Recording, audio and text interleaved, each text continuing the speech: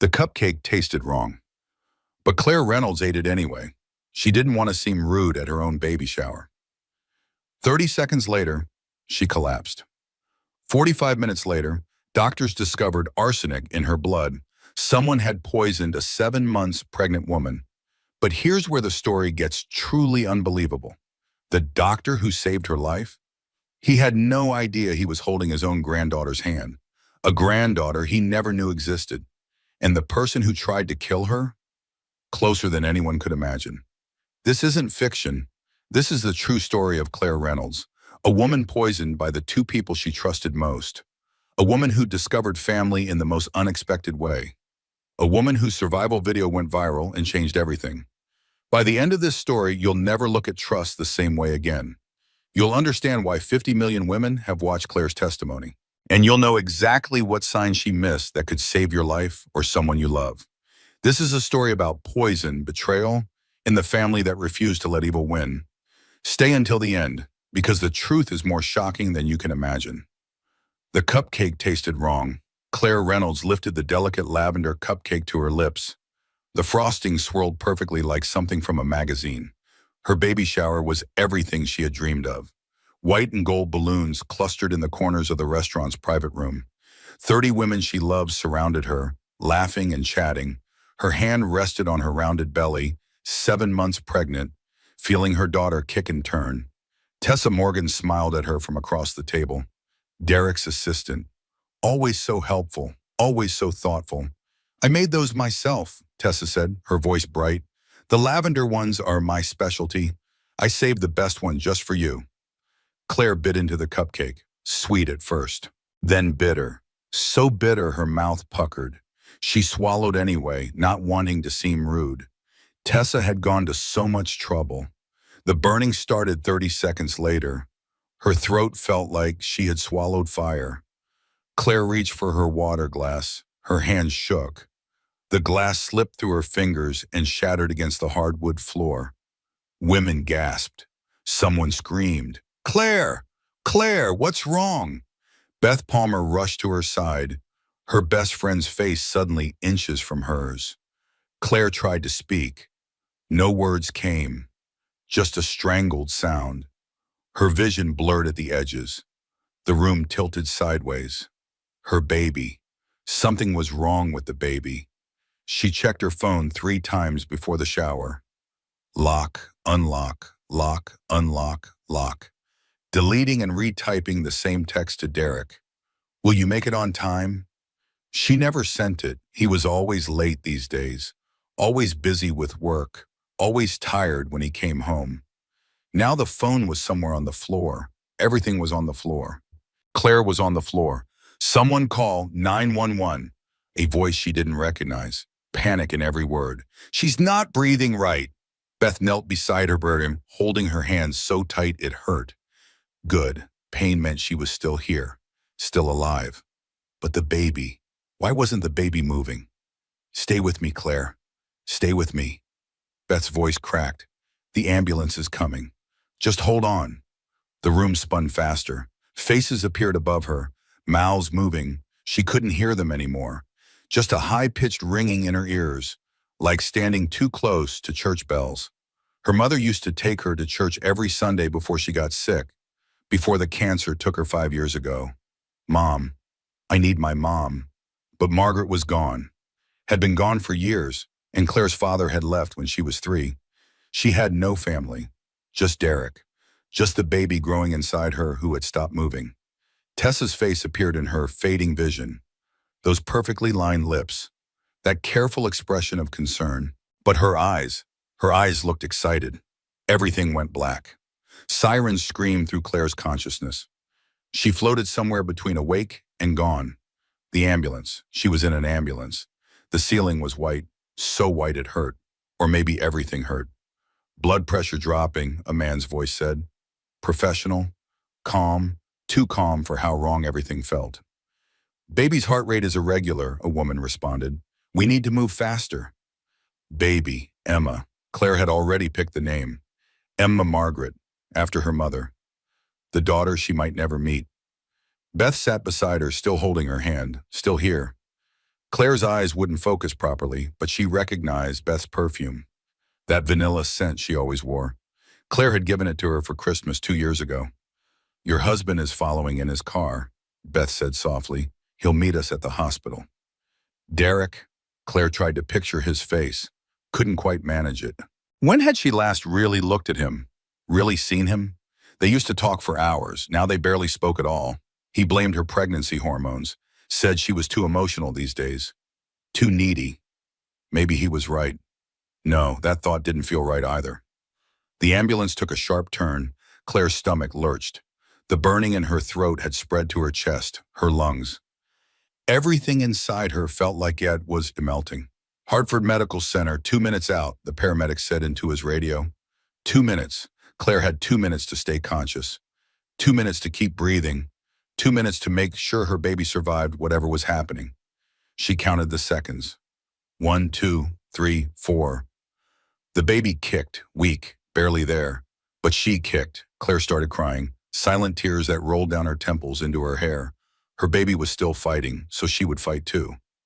The ambulance doors flew open, bright lights, harsh and clinical. Voices shouting medical terms she didn't understand. Someone lifted her onto a gurney. The wheels rattled beneath her. So loud. Everything was so loud. Pregnant female, 29 years old, 7 months gestation, and the paramedic rattled off information.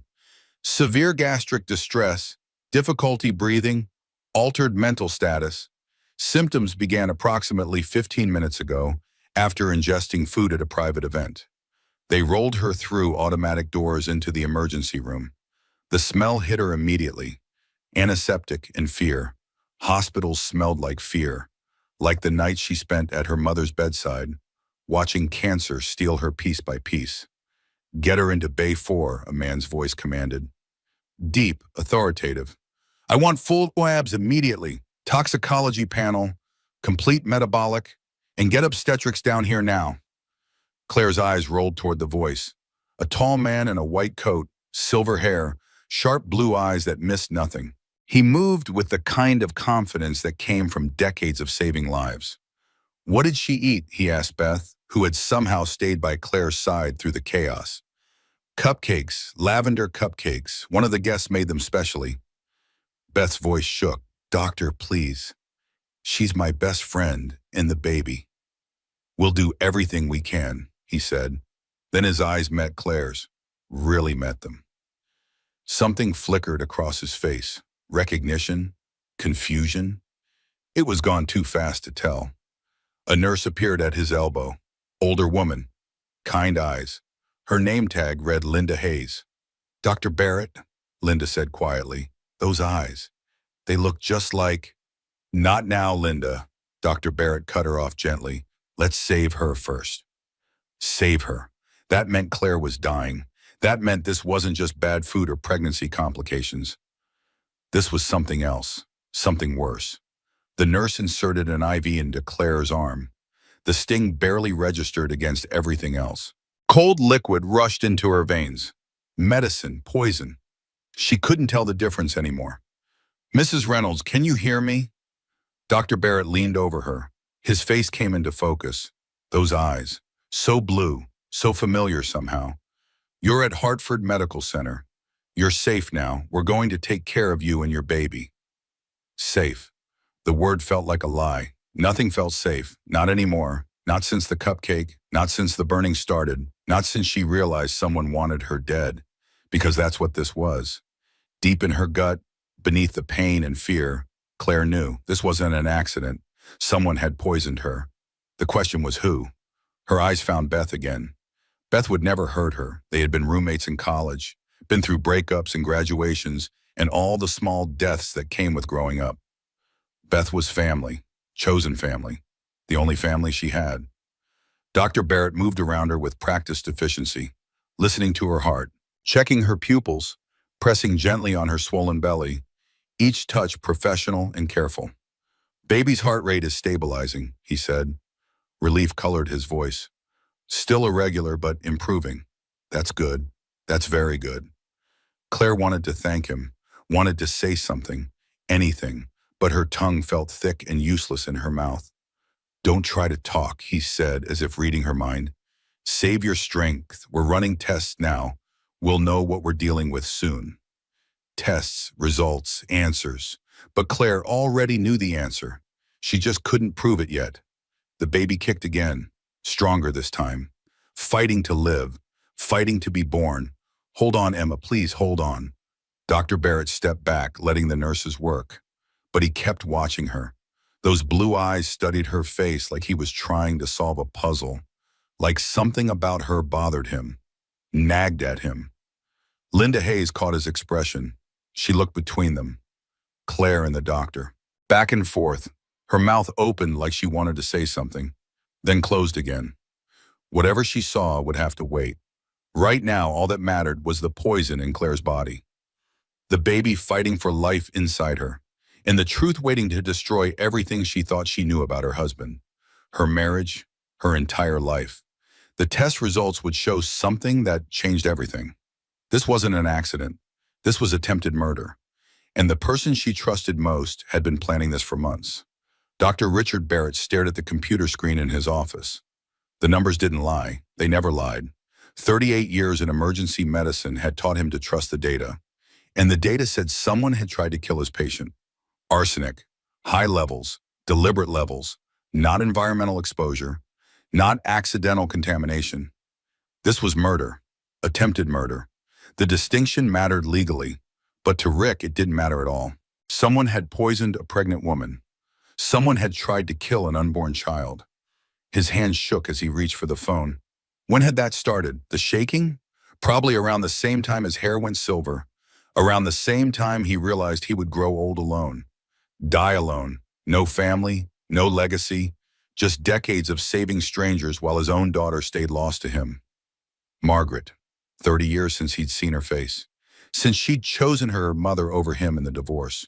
Chosen to disappear across the country. Chosen to cut him out of her life completely. He wondered if she was happy, if she ever thought of him, if she had children of her own now. Rick shook his head. Not the time. Never the time. Work first. Always work first. He dialed Hartford Police Department. Detective Sarah Mitchell answered on the second ring. Mitchell? Sarah, it's Rick Barrett at Hartford Medical. I need you down here. We have an attempted poisoning. Pregnant victim. Arsenic. Silence on the other end. Then, I'll be there in 10 minutes. Rick hung up and walked back to Bay 4. Claire Reynolds lay on the bed, still unconscious but stable. The baby's monitors beeped steadily now. Better rhythm, better heart rate. They would both survive. Probably. If the poison hadn't done permanent damage. If complications didn't arise. If medicine was full of ifs. The blonde woman, Beth something, still sat in the corner chair. Hadn't left. Hadn't eaten. Just sat there watching her friend with fierce loyalty written all over her face. Is she gonna be okay? Beth asked when she saw him. The next few hours are critical, Rick said carefully. But she's young, strong. The baby is responding well to treatment. Those are all good signs. What happened to her? Was it the food? Rick hesitated. Patient confidentiality. But attempted murder changed the rules. The police would be here soon anyway. I've called the police, he said. The tests show she was poisoned. Deliberately. Beth's face went white, then red, then white again. Poisoned. Someone poisoned Claire. I'm afraid so. Oh, God. Beth stood up, paced to the window, paced back. I knew something was wrong. I knew it. But poisoned. Who would... She stopped. Her eyes went wide. Derek. Her husband? He's been acting strange for months. Distant. Cold. And there's this woman at his office, Tessa, his assistant. I think they're having an affair. I think... Beth pressed her hands to her mouth. Oh, God. Do you think Derek did this? Rick kept his expression neutral, professional, but his mind raced. Husband having an affair. Pregnant wife, poison. The pieces fit together too neatly. The police will investigate, he said. Right now, my job is to keep Claire and her baby alive. Beth nodded, sat back down, started crying quietly. Rick checked Claire's vitals again. Everything stable. Remarkably stable considering the arsenic levels in her system. Some people were just fighters, just refused to die even when death came knocking. Linda appeared in the doorway. Dr. Barrett, the husband is here. Derek Reynolds. He wants to see his wife. Of course he did. The concerned husband, playing his part perfectly. Send him in, Rick said. But stay close. I want you listening. Linda's eyebrows rose. She understood immediately. 30 years of working together created its own language. Derek Reynolds walked into the room like he owned it. Sanons, tall, handsome in that polished way that came from expensive haircuts and tailored suits. He looked exactly like the kind of man who would marry a woman for her money, who would tire of her when pregnancy made her less convenient, who would find comfort in a younger woman's arms. Rick had seen 1,000 Derek Reynolds. They all wore the same mask. Claire, oh God, Claire! Derek rushed to the bedside, took her hand. Perfect performance, almost convincing. What happened? They said she collapsed at the shower. Is the baby okay? The baby is stable, Rick said, watching Derek's face carefully. Your wife was poisoned. Derek's expression barely flickered. Shock, horror, disbelief. All the right emotions in all the right order. But his eyes calculated, measured, assessed. Poisoned? How? Who would? Derek turned to Beth. You were there. What happened? Beth's jaw clenched. She ate one of Tessa's cupcakes, the special one Tessa made just for her. Derek's face went still. Just for a second. Then the mask slammed back into place. Tessa would never. She's been nothing but supportive of Claire, of our family. Your family, Beth said coldly. Funny how you've been working late every night for 6 months. Funny how Tessa always volunteers for the same shifts. Funny how Claire found hotel receipts in your jacket pocket. This is not the time, Derek started. This is exactly the time, Beth shot back. Someone tried to kill my best friend. Someone poisoned a pregnant woman. And you're the one who benefits if she dies. Rick watched the exchange carefully. Derek's hands had tightened on Claire's. Not gently, not like a loving husband. Like someone gripping something they owned. Something they needed. I think we should continue this discussion in private, Rick said smoothly. Beth, would you mind getting some coffee? Take a break. You've been here for hours. Beth looked like she wanted to argue, then nodded, shot one more venomous glare at Derek, left. Mr. Reynolds, Rick said once they were alone, the police are on their way. They'll want to speak with you about your wife's activities today. What she ate, who had access to her food. Of course, whatever they need. Derek straightened his tie, still playing the part. Doctor, you have to save her. She's my whole world, the baby, our future, everything. Liar. The word rang so clearly in Rick's mind, he almost said it out loud. We're doing everything we can, Rick said instead. Derek nodded, sat down in the chair Beth had vacated, pulled out his phone, started scrolling, deleting texts, not crying, not praying, just deleting. Rick left him there, walked to the nurse's station where Linda waited. That man is not grieving, Linda said quietly. No, Rick agreed, he's not. Should we? The police will handle it. Our job is Claire. Linda nodded, then, Doctor, I have to say something. That woman, Claire, did you see her eyes? What about them? They're your eyes, Rick. Same exact shade of blue, same shape, same. Linda hesitated. Same as Margaret's. Rick's world tilted. Margaret, his daughter, lost to him for 3 decades. No, impossible. Connecticut was a big state. Blue eyes were common. This was coincidence. Grief making him see connections that didn't exist.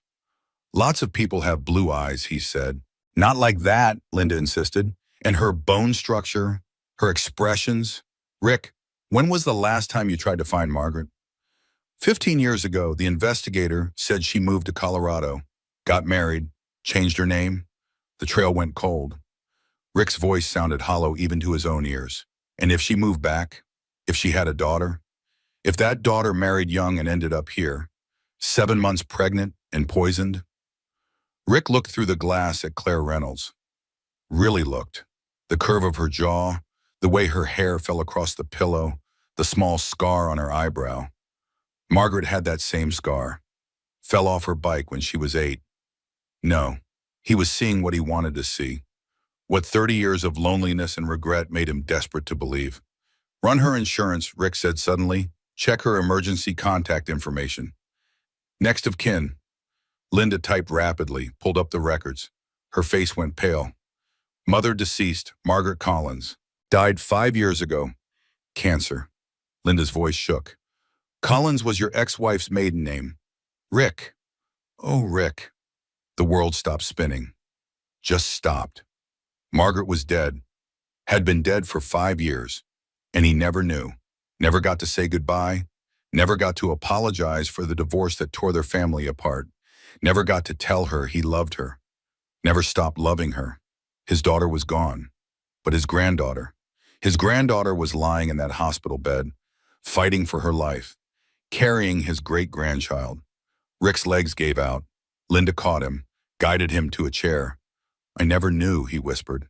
Margaret never told me, never let me know she came back, that she had a daughter, that I had a grandchild. The divorce, Linda said gently. Your ex-wife poisoned Margaret against you. You know that. Margaret probably never knew the truth. Maybe, or maybe Margaret had known and still chosen to keep Claire from him. Either way, the result was the same. 30 years of stolen time, of missed birthdays and graduations and all the small moments that made a family. And now someone had tried to kill her. Rick stood, walked back to Bay 4. Derek was still there, still on his phone, still deleting evidence.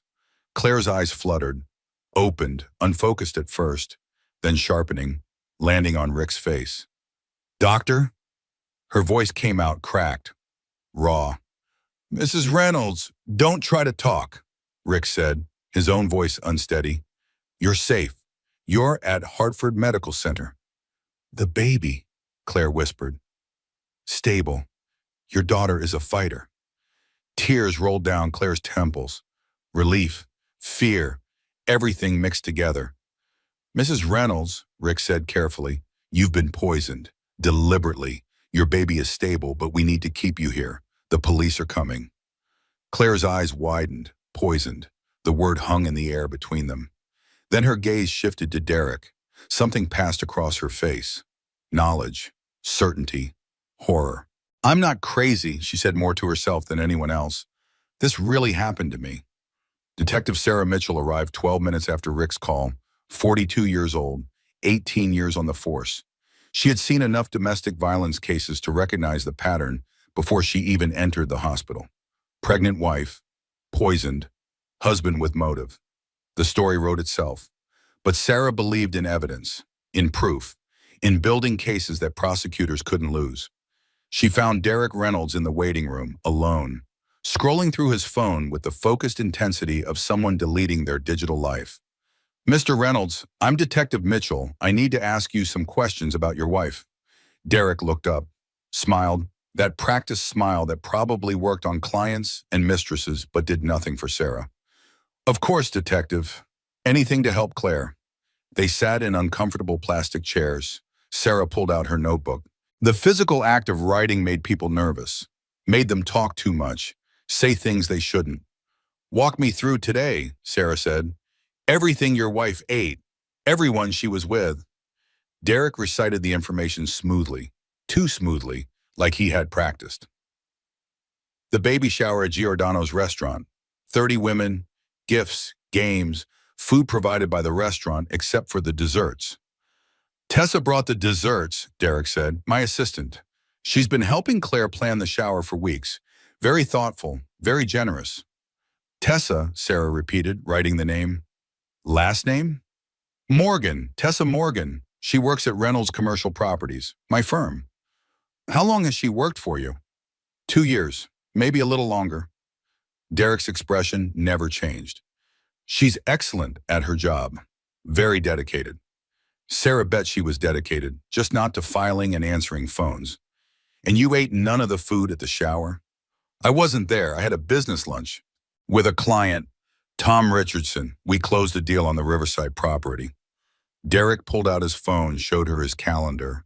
The lunch was right there, documented, alibied. Too perfect. What about Tessa? Was she at your business lunch? Derek's eye twitched. Barely, but Sarah saw it. No, she was at the shower. She and Claire have become quite close, actually. Tessa has been wonderful during the pregnancy. Very supportive. Supportive. Right. Sarah had heard that one before. The other woman being supportive, helpful, invested in the wife's well-being, until the wife became inconvenient. Mr. Reynolds, are you having an affair with Tessa Morgan? Derek's mask slipped. Just for a second, anger flashed across his face, then disappeared behind another smile. Detective, my wife was just poisoned. Is this really relevant? Everything is relevant in an attempted murder investigation. Attempted murder? You think someone deliberately... Derek stopped, recalculated. I suppose the arsenic. Yes, you're right. Someone must have put it in the food. Sarah hadn't mentioned arsenic. Only the doctor knew that information. And Derek, because he helped plan it. I didn't say arsenic, Mr. Reynolds. Didn't you? I must have misheard. Or the doctor mentioned it. I'm very upset, Detective. My wife is fighting for her life. His wife. Not Claire, not the woman he loved, just his wife. Like a possession. Like property. Sarah closed her notebook. We'll need to speak with Tessa Morgan, get her statement about the desserts. Of course, I'll give you her contact information. Derek typed into his phone. His fingers moved fast. Too fast. Probably texting Tessa right now, warning her, getting their stories straight. That won't be necessary, Sarah said. I'll get it from your office, along with your employment records, financial statements, insurance policies. Derek's jaw tightened. Am I a suspect, Detective? Everyone is a suspect until they're not. Sarah stood. Don't leave town, Mr. Reynolds. I'll be in touch. She left him in the waiting room, found Dr. Barrett at the nurse's station. Tell me about the arsenic, she said without preamble. Rick handed her the toxicology report. Sarah scanned it. High levels, ingested approximately 45 minutes before admission, consistent with food poisoning. Specific enough to track the source. The cupcake, Sarah said. Most likely, Rick agreed. We've sent samples to the lab from the restaurant, but it was hours ago. Most of the food is gone. Who brought the cupcakes? According to the friend, Beth Palmer, a woman named Tessa Morgan made them specially, insisted Claire eat a specific lavender one. There it was, premeditation, specific targeting, intent. Dr. Barrett, I need to speak with Mrs. Reynolds when she's coherent. Get her statement. She's awake now, scared, but lucid. Rick hesitated. There's something else you should know. Sarah waited. Claire is my granddaughter, Rick said quietly. I didn't know until an hour ago. Her mother was my daughter, Margaret. We were estranged for 30 years. Margaret died 5 years ago. Claire never knew I existed. Sarah processed this information. That's one hell of a coincidence. You being the doctor who saved her. Yes, Rick's voice was hollow. One hell of a coincidence. Or fate, or the universe's cruel sense of humor. Sarah didn't believe in coincidences, but sometimes the world arranged itself in strange patterns. Does Claire know? Sarah asked. Not yet. I wanted to wait until she was stronger, until the immediate crisis passed. Rick looked toward Bay 4. I lost my daughter. I'm not losing my granddaughter, too. Sarah nodded. Let me talk to her. Get her statement. Then you can tell her whatever you need to tell her. Claire lay in the hospital bed, staring at the ceiling tiles, counting them, losing count, starting over. Anything to stop thinking about the burning in her throat, the baby's kicks, Derek's face when he walked into the room. She knew. Looking at him, she knew. Her husband had tried to kill her. The knowledge sat in her chest like a stone, cold, heavy, immovable. A woman in a dark blazer entered. Short brown hair, kind eyes, badge clipped to her belt. Mrs. Reynolds, I'm Detective Sarah Mitchell. I need to ask you some questions about what happened today. Are you up for talking? Claire nodded, tried to sit up. The world tilted. Sarah helped her, adjusting the bed to a more upright position. Take your time, Sarah said, settling into the chair beside the bed.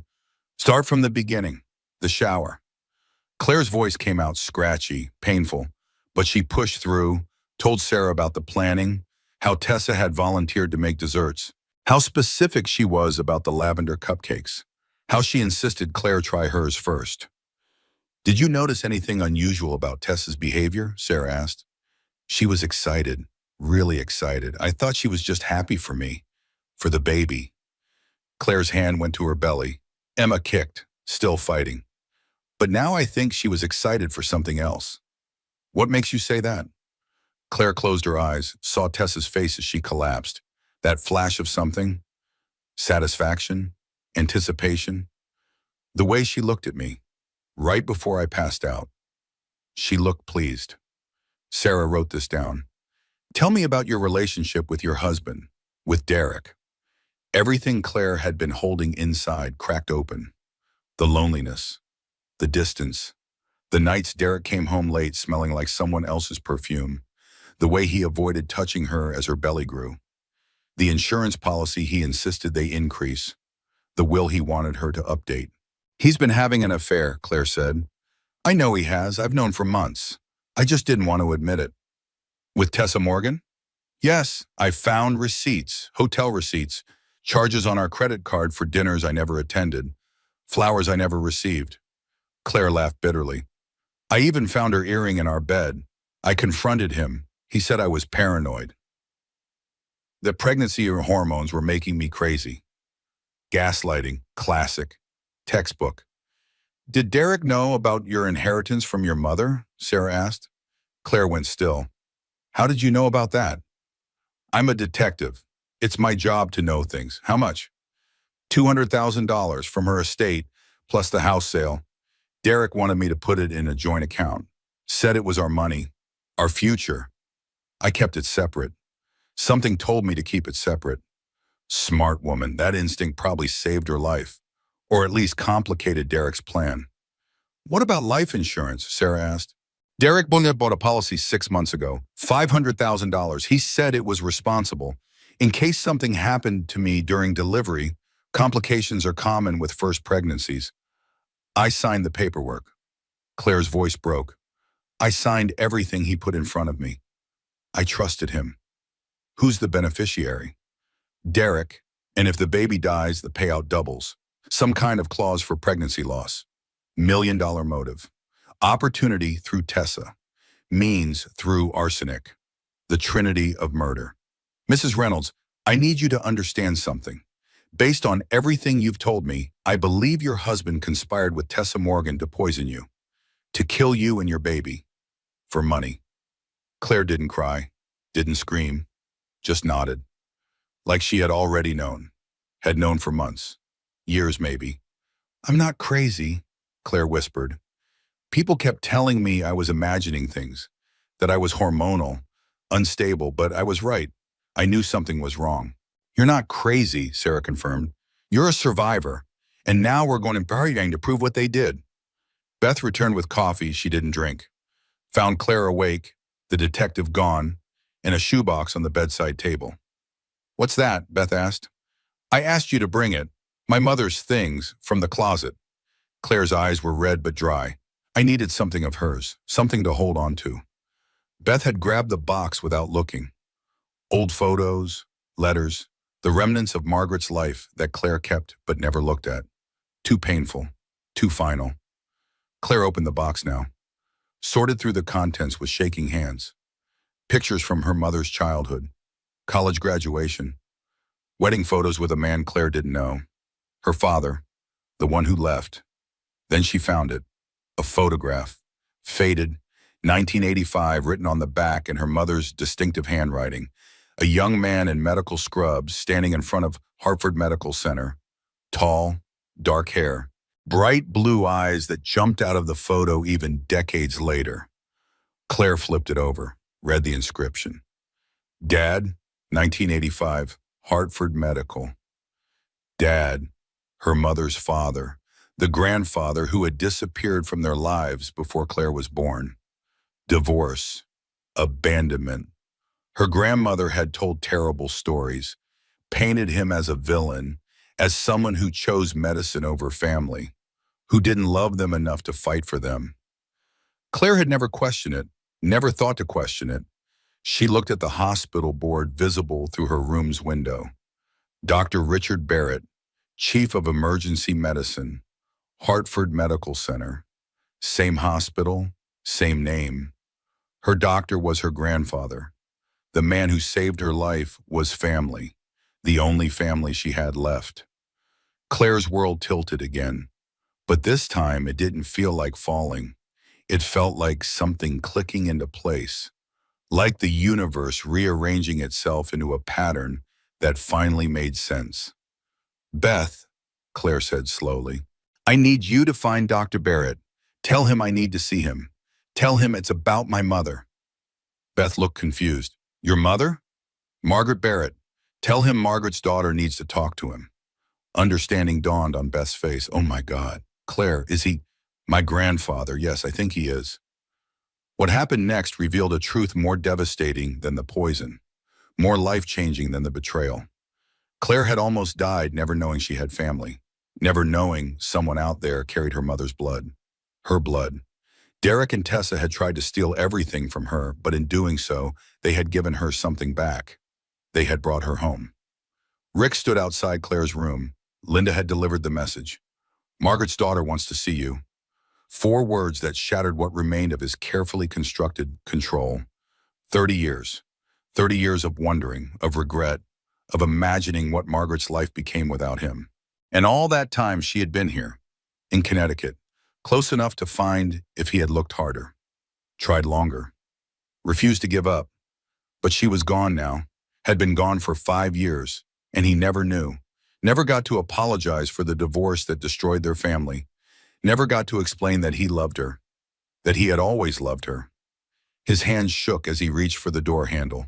When had he become old? When had his hands started betraying him like this? The door opened before he could knock. Beth stood there, tears streaming down her face. She knows, Beth said simply. She figured it out. The photo, the name, she knows us. Rick walked into the room. Claire sat up in bed, a faded photograph clutched in her hands. She looked at him, really looked. Those eyes, Margaret's eyes, his eyes. You're Richard Barrett, Claire said. Not a question, a statement. Yes. My mother was Margaret Barrett, Margaret Collins after the divorce. Yes. That makes you my grandfather. Rick's voice failed him. He nodded. The photo fluttered to the floor. Neither of them moved to pick it up. My mother told me my grandfather was dead, Claire said quietly. She said he died when she was young. Before I was born, I never thought to question it. Why would I question it? Your grandmother and I had a very bad divorce. Rick's voice sounded hollow even to his own ears. Margaret was 15. She had to choose. She chose her mother. I don't blame her for that. I never blamed her. But you're not dead. No, I'm not dead. Claire's hands twisted the hospital blanket, twisting like she needed something to hold on to, something solid. I've been alone for 5 years, she said, since Mom died. I thought I had no one, no family, just Derek. And now I find out Derek tried to kill me, and I have a grandfather I never knew existed. Claire, that's my name. You know my name? Her laugh sounded broken. Of course you know my name. It's on my chart. But you didn't know I was Margaret's daughter until Linda figured it out. No, I didn't know. Rick sat in the chair beside her bed. Suddenly he felt every one of his 68 years. Your mother and I lost contact 30 years ago. I tried to find her, hired investigators, followed leads, but the trail always went cold. I thought she wanted nothing to do with me. I thought it was kinder to let her go. She died of cancer, Claire whispered. 5 years ago. It was fast. 3 months from diagnosis to the end. She was only 48 years old.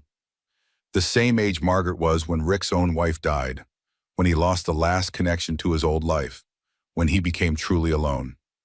I'm sorry, Rick said, inadequate words, but all he had. I'm so sorry I wasn't there, that I didn't get to say goodbye.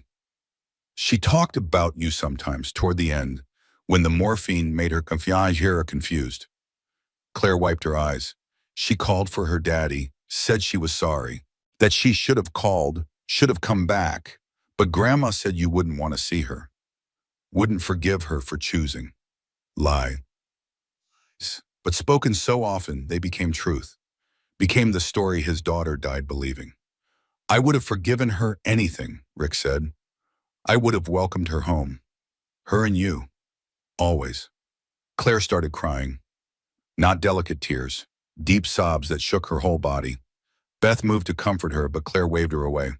I almost died, Claire said through the crying. I almost died never knowing I had family, that I wasn't alone. They tried to take everything from me, my life, my baby, and they almost took this too, this chance, this connection. Rick did something he hadn't done since Margaret was small.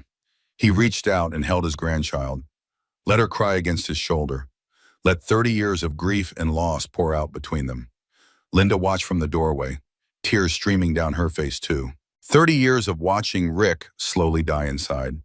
30 years of failed holidays and empty celebrations. 30 years of one man's quiet loneliness. And now this impossible reunion, this chance at family. The photo lay on the floor between them. Young Rick, young Margaret, a lifetime ago. Before divorce, before loss, before the years of silence. Claire pulled back, looked at him. You have her eyes. Always wondered where I got these eyes. Mom's were green, but mine are blue, like yours. You have her smile too, Rick said, and her stubbornness. Margaret was the most stubborn person I ever knew. She wouldn't give up on anything once she set her mind to it. She gave up on you. No, your grandmother made her believe I gave up first. Made her believe I didn't want her. That's how poison works, Claire. It doesn't just kill the body, it kills relationships, families, hope. They sat in matching positions without realizing it, arms wrapped around themselves, protecting invisible wounds. Two people shaped by the same loss, the same abandonment, the same lies that tore their family apart. Somewhere along the way, Claire had become invisible to her own family. Rick had let that happen, had let his daughter slip away, had let his granddaughter grow up alone. I can't change the past, Rick said. I can't bring Margaret back. I can't give you 30 years of birthdays and graduations and all the moments I missed. But I'm here now if you want me, if you'll let me.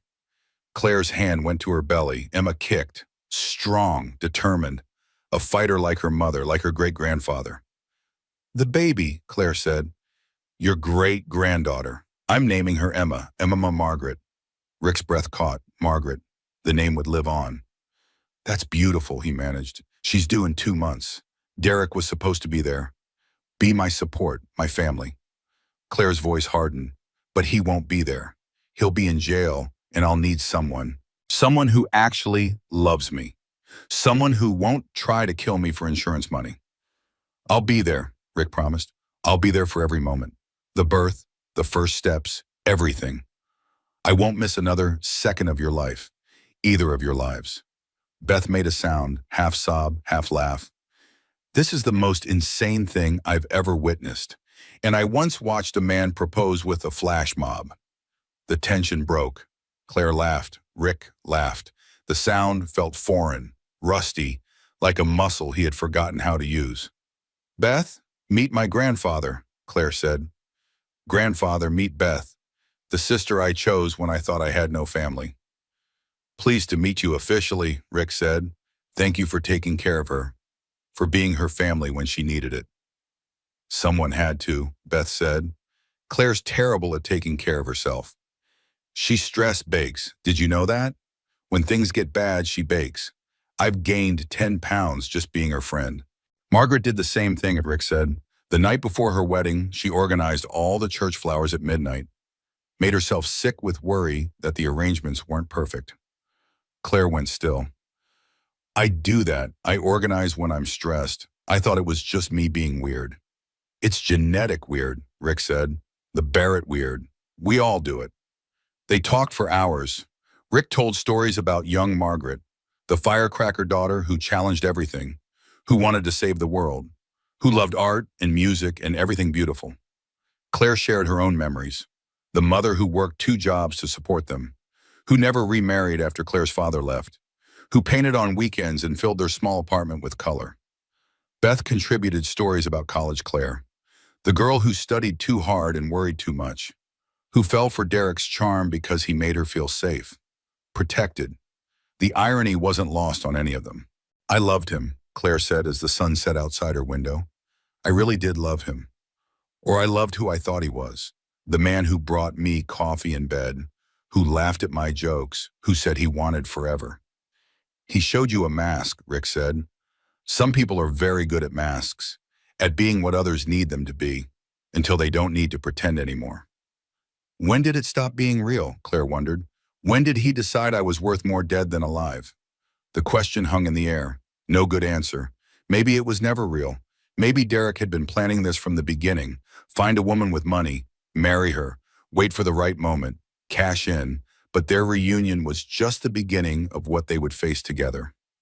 Tomorrow they would start building the case, gathering evidence, proving what Derek and Tessa had done. Tonight, Rick sat with his granddaughter, held her hand, and mourned the daughter he lost while celebrating the family he found. Margaret would have loved Claire, would have been so proud of the strong, stubborn, fierce woman her daughter became. I wish you could have met her, Claire said softly, reading his mind. I wish she could see this, us, together. She knows, Rick said. Wherever she is, she knows. And she's glad we found each other. Linda knocked on the door, apologetic. Dr. Barrett, I'm sorry to interrupt, but Detective Mitchell is here. She needs to speak with both of you. Reality crashed back in. The poisoning, the investigation, the fight that still lay ahead. But they would face it together now, not alone, not anymore. Family. After 30 years, Rick finally had family again. Detective Sarah Mitchell spread crime scene photos across the conference table. The baby shower, the dessert table, close-ups of the lavender cupcakes arranged in perfect rows. Rick and Claire studied the images. Claire's hand shook slightly as she pointed to one specific cupcake. That one, she said. That's the one Tessa gave me. I remember the frosting pattern. She said it was special. Made it just for me. Sarah marked the photo. We recovered 3 cupcakes from the restaurant, 2 regular vanilla, 1 lavender. The lab is testing them now for arsenic. Results should be back tomorrow. What about Tessa? Rick asked. Have you brought her in for questioning? We picked her up 2 hours ago. She's downstairs with her lawyer right now, crying, playing the shocked assistant who can't believe anyone would hurt sweet Claire. Sarah's expression was pure contempt. She's good, very convincing. But her background check came back interesting. Sarah pulled out another folder. Tessa Morgan's history laid bare in black and white. Community college, 2 years studying chemistry, dropped out junior year. No official reason given. But I called the department head. Tessa was asked to leave after chemicals went missing from the lab. Nothing proven. No charges filed. But they didn't want her back. Claire's face paled. She studied chemistry. She knew how to make poison. Gets better, Sarah continued. Tessa worked at a pharmaceutical company for 8 months. Fired for irregularities in inventory. Again, no charges. But the company didn't want publicity. They let her go quietly. Paid her severance. Made her sign an NDA. What kind of irregularities? Rick asked, though he could guess.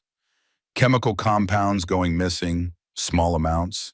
Nothing that would kill someone on immediately, but enough to make someone very sick over time. Enough to look like natural illness. How many people has she killed? Claire whispered. We're looking into that now. 2 suspicious deaths of older men she dated. Both wealthy, both died of what was ruled natural causes at the time. But one was only 53. Massive coronary, no family history, no warning signs. Sarah pulled out more photos. The men, their obituaries, Tessa standing at both funerals. Grieving girlfriend, devoted companion. She inherits from either of them? Rick asked. One left her $50,000. The other had already transferred $75,000 to her account in the months before he died. Small gifts, tokens of affection. He thought they were going to get married. Serial killer. They were dealing with a serial killer, not just a mistress, not just a woman having an affair. A methodical predator who had done this before. Who would do it again? Why Derek? Claire asked. Why go after a married man with no money? Derek makes a decent living, but he's not wealthy, not like those other men. Because you are, Sarah said gently. You have $200,000 in inheritance, $500,000 in life insurance, plus Derek's assets. His business, his properties. Together you're worth over $1 million, maybe more with the right liquidation. The numbers made Claire sick. She was worth more dead than alive. To Derek, to Tessa, to the people who promised to love her. Rick's hand covered hers. Steady, warm, real. What about Derek? Rick asked. What's his story? Moira pulled out another folder. Derek's background, less dramatic than Tessa's, but revealing. Derek married once before, 7 years ago. Wife's name was Jessica Hartman. They divorced after 3 years. Jessica got the house. Derek got debt. He was broke when he met you, Claire. Had just filed for bankruptcy, lost his first business, was working as someone else's sales agent. He told me he was successful, Claire said numbly, that he owned his company, that we were secure. He bought the business 2 years ago with a loan, using your inheritance as collateral. You didn't know that, did you? Claire shook her head. The room spun. Everything she thought she knew was a lie. Every word Derek spoke, every promise he made. I signed papers, Claire said. He brought me papers to sign, said it was for taxes, for the business. I didn't read them. I just signed. She had trusted him, loved him, believed in him. Starting over felt impossible, but staying in that marriage felt worse. The insurance policy, Sarah continued, Derek bought it 6 months ago, right after you announced the pregnancy. $500,000. Double if the baby dies. That's $1 million payout if you both die during delivery. Complications are common, Claire whispered. That's what he said. We needed to be prepared. I thought he was being responsible. He was being calculated, Sarah corrected. Derek doesn't do anything without a plan. 3 months after buying the insurance, he met Tessa, or reconnected with her. We're still tracking the exact timeline. But they've been together for at least 18 months. 18 months. Claire was barely pregnant, still glowing with the news, still planning their future together. And Derek was already planning her death. The timeline made her physically ill. Claire's hand went to her mouth. Beth appeared with a trash can, held Claire's hair back while she vomited. Again and again, Rick checked her vitals. Blood pressure elevated, heart rate too fast, stress, grief, betrayal manifesting physically. We need to stop, Rick said. She needs rest. Just a little more, Sarah said. Claire, I need to ask you something important. In the last 6 months, have you been sick? More than normal pregnancy symptoms? Headaches, nausea, fatigue? Claire thought back. The exhaustion that never lifted. The migraines that lasted for days. The stomach issues her obstetrician blamed on hormones. Yes, all the time I thought it was the pregnancy. My doctor said everything was normal. What if it wasn't? Sarah pulled out a medical timeline. Claire's doctor visits, symptoms documented, weight loss despite pregnancy. What if Derek was already poisoning you? Small doses, making you weak, making the final dose more effective. The room tilted. Claire gripped the table. Beth gripped Claire. He was killing me slowly, Claire said, for months. And I blamed myself, thought I was weak, thought I couldn't handle pregnancy, thought I was failing. Rick's jaw clenched, his hands fisted at his sides. 38 years in emergency medicine, 38 years of controlling his emotions, staying professional, objective. But this was his granddaughter, his family, and someone had been slowly murdering her for months. We need hair samples, Rick said. Arsenic shows up in hair growth. We can test and see how long this has been going on. Already ordered, Sarah said. Crime scene techs will be here in an hour. We'll need samples from Derek's house too. Tessa's apartment, looking for the poison source. The purchase records, the evidence that proves premeditation. Claire sat in the bathtub fully clothed, hospital room bathtub, water running, just sitting, breathing. Beth had helped her here after the meeting, after the revelations, after learning her husband had been murdering her for months. The water covered her swollen ankles, lukewarm, soothing. She stared at the faucet, watched water pour, endless, constant, unlike everything else in her life. Emma kicked, hard, angry maybe, or fighting. Claire pressed her hand to the spot. I know, she whispered. I know you're scared. I'm scared too. But we're going to survive this. We're going to live, and he's going to pay. Beth knocked. Claire? Honey? The techs are here. They need hair samples. Claire stood, dripping, still wearing the hospital gown, still pregnant with a man's child while he sat in jail for trying to kill them both. The hardest part was admitting that she had known all along, deep down, in that place where instinct lived. She had known something was wrong, that Derek's distance wasn't stress, that his late nights weren't work, that his insistence on the insurance wasn't responsibility. She had known, and she had ignored it, because admitting it meant admitting failure, meant admitting she had chosen wrong, loved wrong, trusted wrong. But she couldn't change the past, could only survive the present, build a future. The tech cut hair from the base of her skull, careful, professional, bagged it, labeled it, evidence of her own attempted murder. How long before results? Claire asked. 3 days, maybe 4. The lab is backed up, but Detective Mitchell put a rush on it. 3 days. Claire had 3 days before she knew how long Derek had been poisoning her, how long he had been planning her death. Sarah returned that evening. Her face was grim. We searched Derek's home office, she said without preamble. Found emails, deleted emails. He thought he erased them, but our tech guys are good. She handed Claire a printed email chain, from Derek to Tessa, sent 6 months ago. We need to be patient. Let the insurance age. Make it look natural. Food poisoning at a party. Tragic. Unfortunate. No one suspects. Claire's hands shook reading the words. Her husband's words. Planning her death like a business transaction. Tessa's response was worse. I have the arsenic. Small doses first. Weaken her. Make the final dose more effective. 9 months pregnant. High risk. Even if she survives, the baby won't. Double payout. We'll be free. Free. They wanted to be free. And Claire was the obstacle. Her and Emma. 2 lives standing between Derek and Tessa and their future together. There's more, Sarah said quietly. We found Tessa's journal. She kept a journal, documented everything, the doses, the timing, the plan, like she was proud of it, like it was an achievement. Sarah handed over photocopies. Tessa's handwriting, precise, neat, clinical. Week 1, added arsenic to Claire's prenatal vitamins. She didn't notice.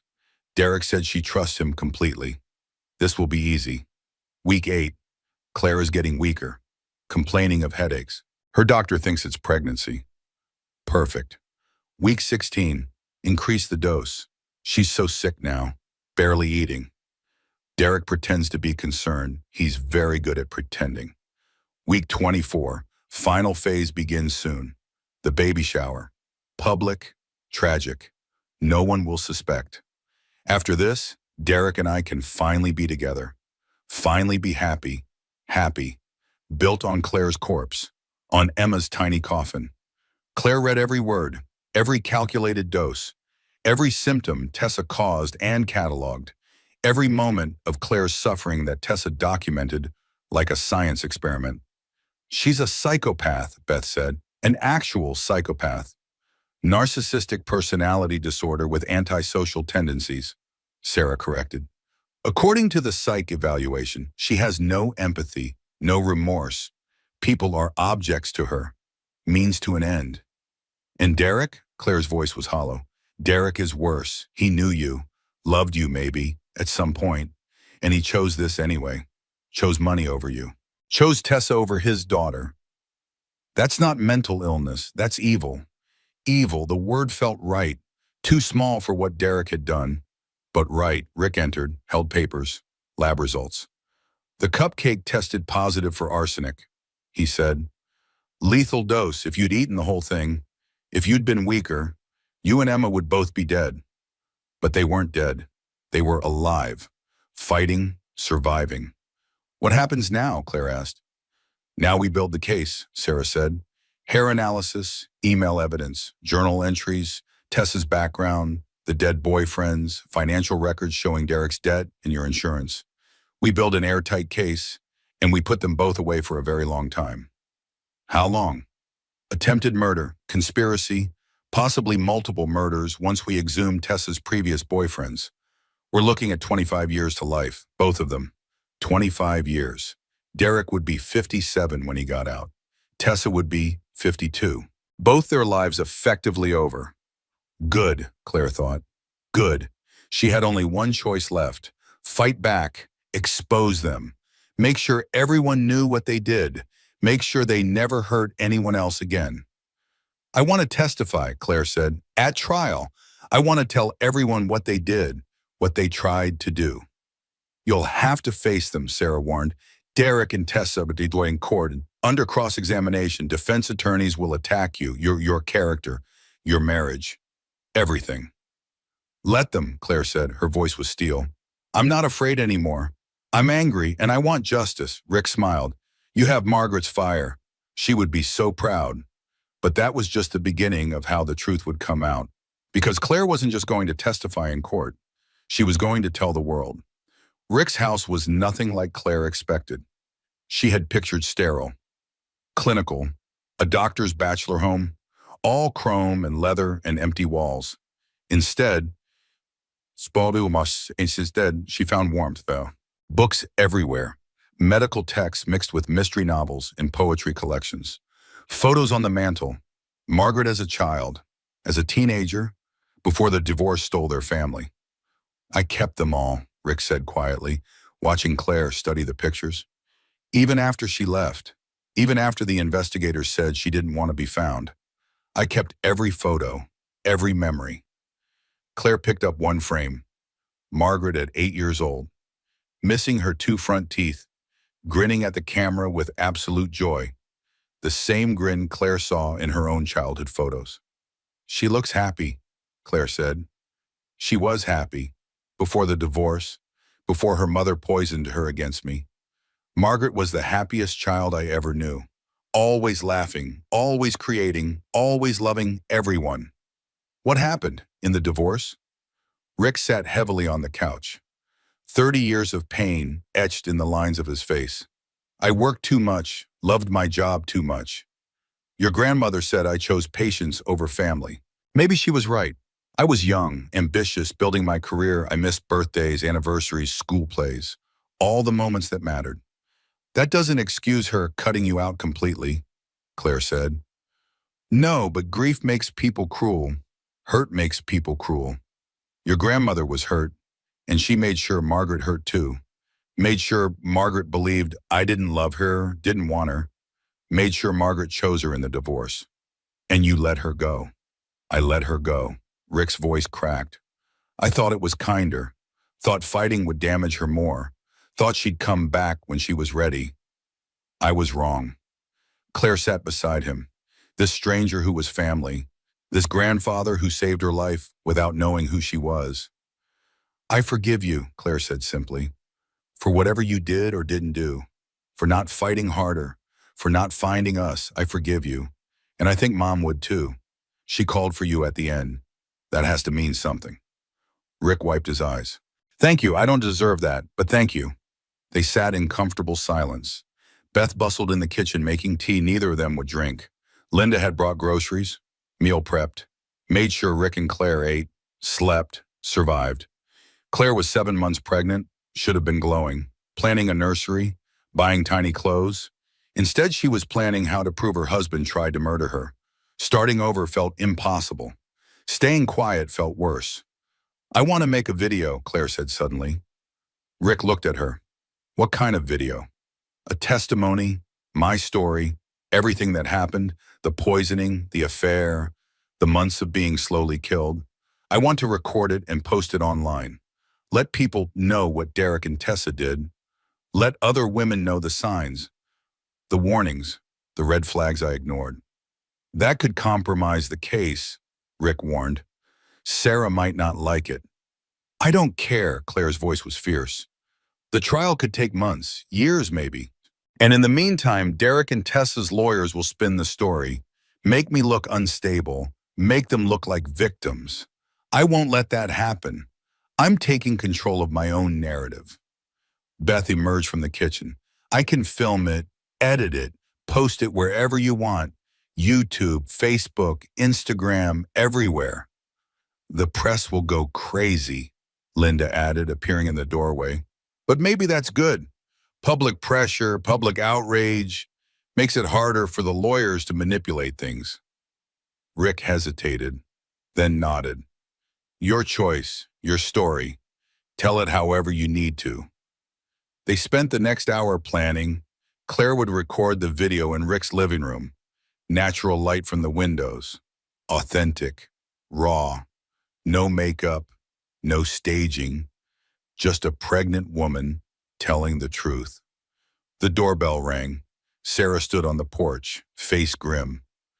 We need to talk, she said, about the plan. They gathered in the living room. Sarah laid out the situation. Derek's lawyer is pushing for bail, claiming he's not a flight risk, that he has a business to run. The judge is considering it. He tried to murder his wife, Beth exploded. Allegedly, Sarah said. Right now we have evidence, good evidence, but nothing that absolutely proves Derek knew about the poison. The emails are damning, but his lawyer could argue Tessa acted alone. That Derek was a victim too, manipulated by his mistress. That's ridiculous, Claire said. That's how lawyers work. They'll spin any story that creates reasonable doubt. And juries are unpredictable, especially with a charming defendant like Derek, especially when the victim is alive and the baby survived.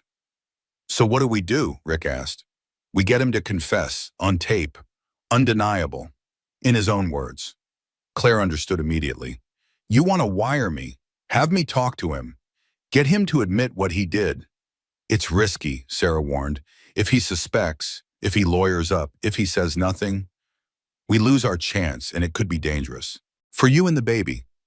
Claire's hand went to her belly. Emma kicked, strong, fierce, a fighter. He won't suspect, Claire said. Derek thinks I'm weak, thinks I'll forgive him. Take him back. He always underestimated me.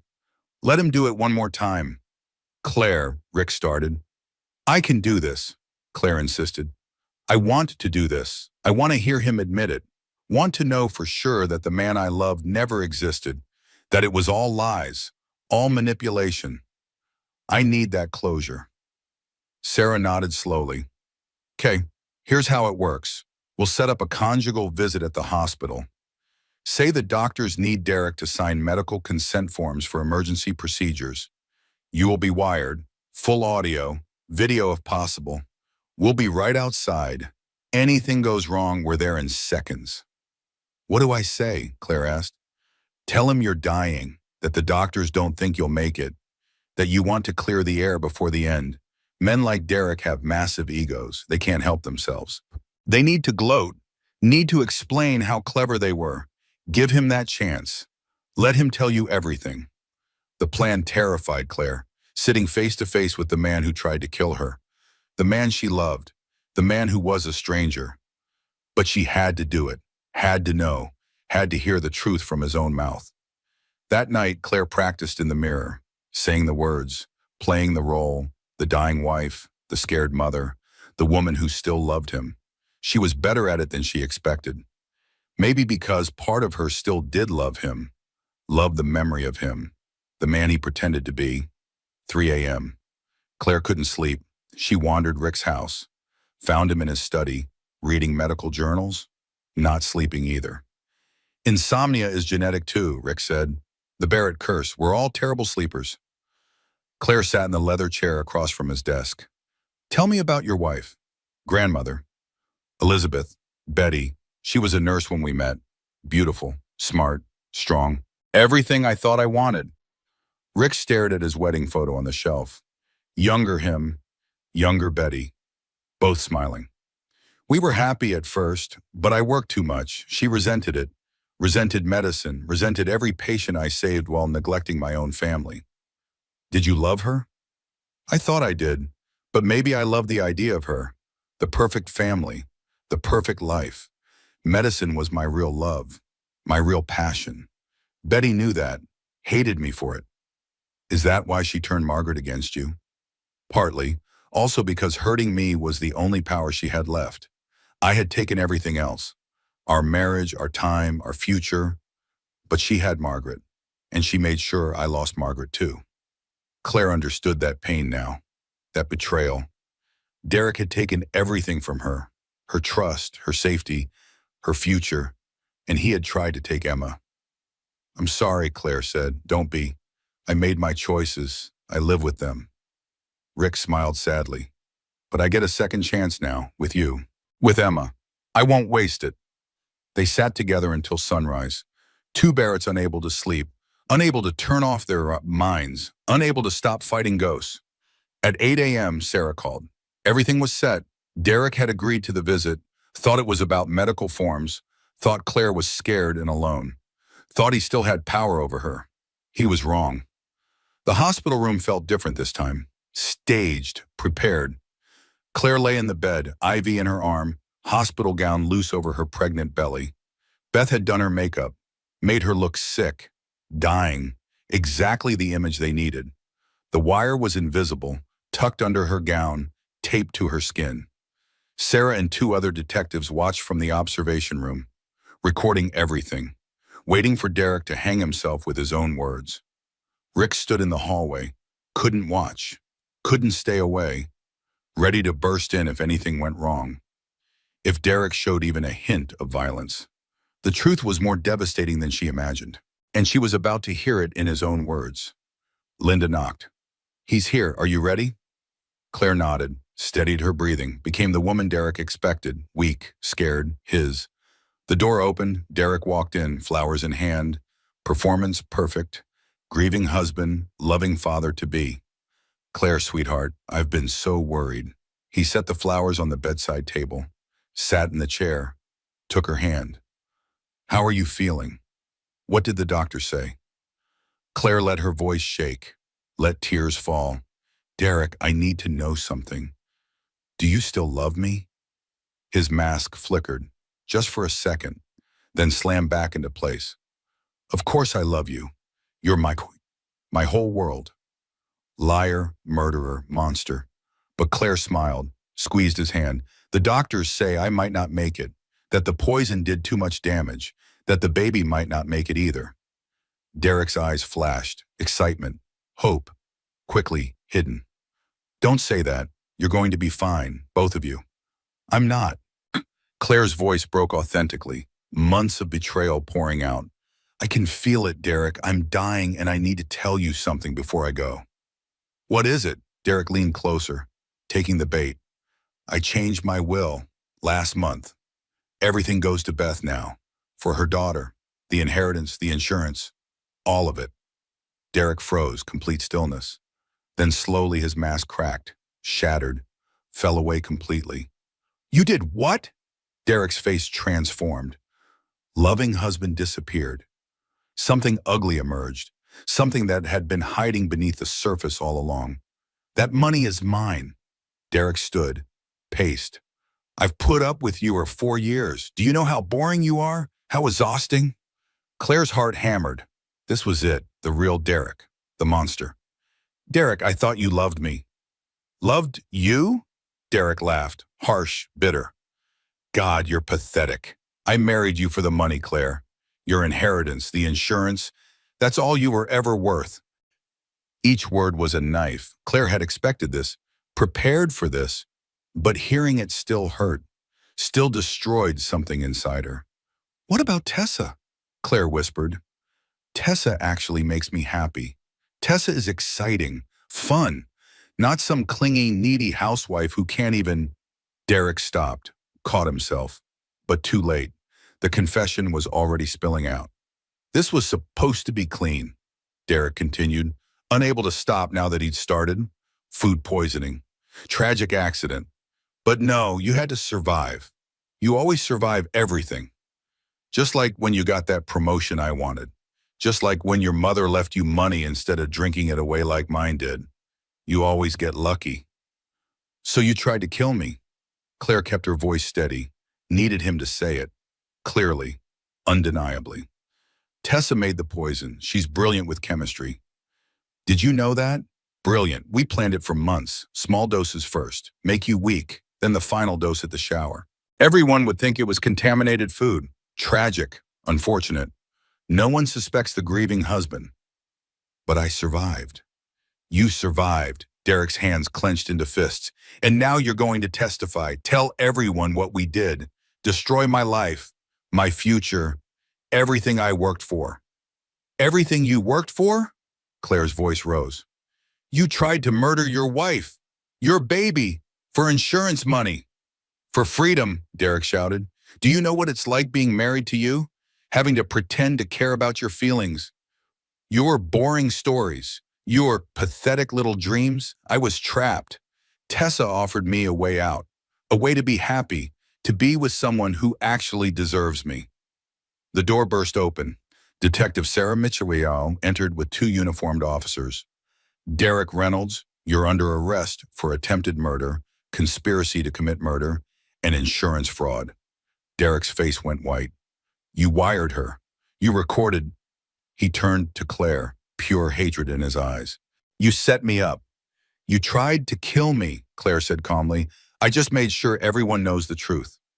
Officers cuffed Derek. Read him his rights. He fought, screamed, called Claire every name he could think of, called her a manipulative liar, said she trapped him, forced him into this, that none of it was his fault. Even now, being arrested for attempted murder, Derek couldn't take responsibility, couldn't admit he chose this, chose poison over divorce, chose murder over honesty. Sarah escorted him out. His screaming echoed down the hallway, fading, disappearing. Claire sat in the hospital bed, shaking. Rick rushed in, held her while she cried. Not for Derek, for the man she thought he was, for the marriage that never existed, for 4 years of lies. It's over, Rick said. You did it. You got the confession. But it wasn't over. Not yet. Because Tessa was still out there, still pretending to be innocent, still playing the victim. Sarah returned an hour later, grim satisfaction on her face. We played Derek's confession for Tessa, told her he was blaming everything on her, saying she'd manipulated him, forced him into it, that he was the victim. What did she do? Claire asked. Broke down completely, confessed everything, the chemistry, the poison, the doses, the journal, how she's done this before, how Derek was supposed to be different, how they were supposed to be together forever. Sarah smiled coldly. Narcissists can't handle being betrayed. She gave us everything. Names, dates, details. Enough to charge her with 2 previous murders. 2? Claire felt sick. The boyfriends were exhuming the bodies now, but based on Tessa's confession, she poisoned them both, slowly. Made it look like heart attacks and strokes. Collected their money. Moved on to the next victim. Serial killer. Tessa was a serial killer, and Derek had allied himself with her, used her, let her target Claire and Emma. How long will they go to prison? Claire asked. Derek is looking at 15 to 20 years for attempted murder and conspiracy. Tessa is looking at 25 to life for multiple counts of murder. Neither will be eligible for parole for decades. 15 to 20 years. Derek would be 52 when he got out. Old, used up, his life destroyed by his own greed. Good. Claire felt no guilt, no sympathy, just relief. And something else, something like quiet strength building in her chest. She wasn't a victim anymore. She was a survivor, a fighter, and she had a story to tell. That night, Claire lay in Rick's guest room. Her room now. The room Rick had prepared with a crib, baby clothes, everything Emma would need. Emma kicked, strong rhythmic kicks like she was dancing. We made it, Claire whispered. We survived. And now everyone is going to know. Everyone is going to hear our story. Beth knocked, entered with her camera equipment. Ready to change the world? Beth asked. Claire sat up, ran her fingers through her hair. No makeup, no preparation, just honest, raw, real. I'm ready. Beth set up the camera, positioned Claire by the window. Natural light, soft, authentic. "Whenever you're ready," Beth said. "Just talk to the camera like you're talking to a friend. Tell our story." Our story, not Derek's story, not Tessa's story, Claire's story, Emma's story. Every woman who had been gaslit and poisoned and told she was crazy for trusting her instincts. Claire took a deep breath, looked directly into the camera, and began. "My name is Claire Reynolds. 7 months ago, my husband and his mistress tried to kill me and my unborn daughter. This is my story." She talked for 40 minutes, told everything. The slow poisoning, the gaslighting, the insurance policy, the cupcake, the arrest, the confession. She talked about the signs she ignored, the red flags she explained away, the instincts she dismissed because society told her to trust her husband, to support her marriage, to blame herself for his distance. She talked about being alone, having no family, believing Derek was all she had. And then she talked about finding Rick, about discovering she had a grandfather, about building a new family from the ashes of betrayal. I'm sharing this because someone watching right now is in a relationship that makes them feel small, Claire said, looking directly into the camera. That makes them second-guess their instincts, that makes them blame themselves for someone else's cruelty. I'm here to tell you, trust yourself. Trust your instincts. They're trying to save you. Beth wiped tears from her eyes as she filmed. If you feel like you're being poisoned emotionally, financially, spiritually, you probably are. And you deserve better. You deserve love that makes you bigger, not smaller. Love that celebrates you, not diminishes you. Love that chooses you, not insurance money. Claire's hand went to her belly.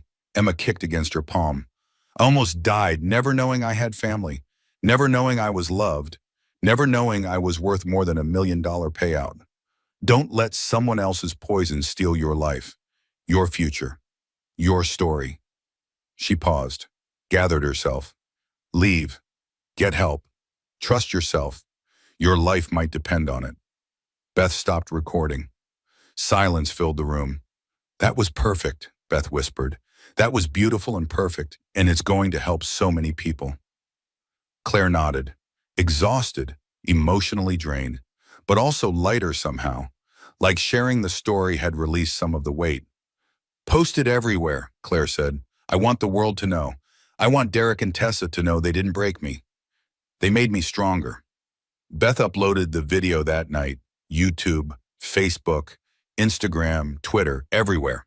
Titled it simply, "I Survived, a pregnant woman's story of poisoning and betrayal." Within an hour, it had 1,000 views. Within 3 hours, 10,000. By morning, it had gone viral. 100,000 views. Comments flooding in, women sharing their own stories, their own escapes, their own survival. "Thank you for sharing. You saved my life. I left my husband because of this video. You're so brave." This is exactly what happened to me. The video didn't just go viral, it changed everything. Because Claire wasn't just telling her story anymore. She was giving voice to thousands of women who had lived similar nightmares, who had survived similar betrayals, who needed to know they weren't alone. The local news picked it up, then national news. CNN, MSNBC, Fox, every major outlet wanted to interview her, wanted to hear the pregnant woman who was poisoned by her husband and saved by the grandfather she never knew. The story had everything: drama, betrayal, murder, family reunion, justice, hope. But most importantly, it had truth. Raw, unfiltered, powerful truth that resonated across the country. Derek's lawyer called Sarah, begged her to take the video down, claimed it was prejudicing potential jurors, violating Derek's right to a fair trial. Sarah laughed in his face. "Your client confessed on tape. We have the journal, the emails, the evidence. There's no trial to prejudice, just a plea deal to negotiate. And thanks to Claire's video, the DA is pushing for maximum sentences. Public pressure, public outrage, your client is going away for a very long time." Tessa's lawyer tried a different approach, claimed Tessa was mentally ill, that she needed treatment, not prison, that she was a victim of Derek's manipulation. But then 3 more women came forward. Women who had dated Tessa. Women who got sick, who left when things felt wrong, who barely escaped with their lives. The pattern was undeniable. Tessa was a predator. A serial killer who used charm and chemistry to destroy lives. Claire watched the news coverage from Rick's living room, her face on every screen, her story on every channel, her truth echoing across the country. "How does it feel?" Rick asked. "Being famous?" "Strange," Claire admitted, "but good, like I'm taking back control. They tried to silence me permanently. Instead, I'm louder than ever."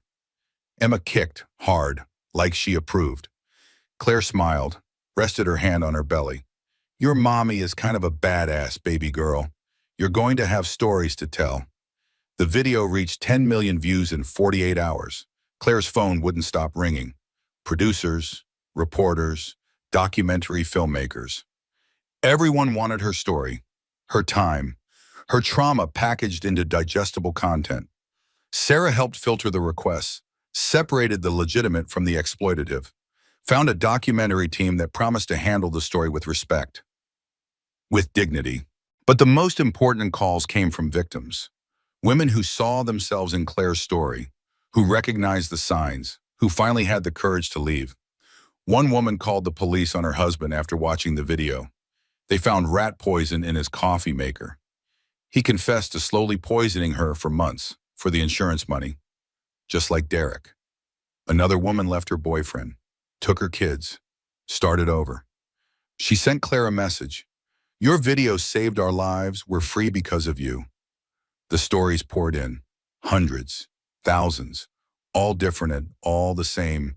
Women who trusted their partners, who ignored their instincts, who blamed themselves for abuse. Claire read every message, cried over every story, responded when she could, let them know they weren't alone. They were seen. They were believed. "You've started a movement," Beth said, scrolling through the comments. Women are calling it the Claire effect, trusting their instincts, leaving dangerous relationships, demanding better. Claire hadn't meant to start a movement, had just wanted to tell her truth. But somehow her truth became everyone's truth. Her survival became hope for others. Rick watched from the doorway, pride written all over his face. "Margaret would be so proud of you," he said. "She always wanted to change the world, save people, make things better. You're doing that now through her legacy, through her daughter." Claire's eyes filled with tears. "I wish she could see this, see Emma, see us together." She does see it, somehow, somewhere. She sees and she's proud. The media requests intensified. Good Morning America wanted an interview. The View wanted her as a guest. Oprah's people called. Oprah herself wanted to hear the story, but Claire said no to most of them.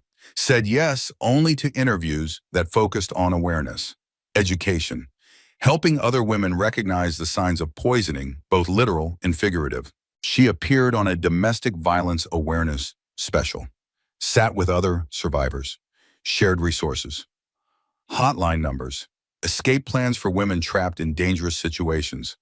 A women's shelter reached out, named their new wing after Claire, the Claire Reynolds Wing, a safe space for pregnant women leaving abusive relationships. "You don't have to do this," the director said, "but we'd be honored if you'd come to the opening, cut the ribbon, or meet some of the women you have helped." Claire agreed, 8 months pregnant now, waddling more than walking, but determined to be there, to see the impact, to meet her sisters in survival. The opening was emotional. 20 women in residence, all pregnant, all fleeing violence, all given a second chance because of Claire's story. One woman hugged her, whispered, "I saw your video the night I decided to leave. I thought I was crazy, thought I was overreacting. But your video made me trust myself, made me trust my instincts. Thank you. Thank you for saving me and my baby." Claire hugged her back, both of them crying, both of them surviving. Rick stood in the back, watching his granddaughter change lives, save lives, be the doctor he always tried to be, but in a different way, a better way. Meanwhile, Tessa's trial preparation revealed new horrors. The exhumed bodies tested positive for arsenic. Both men poisoned slowly over months, made to look like natural deaths. No one suspected, no one questioned, until Claire's video, until women started coming forward, until the pattern became undeniable. 3 more victims survived.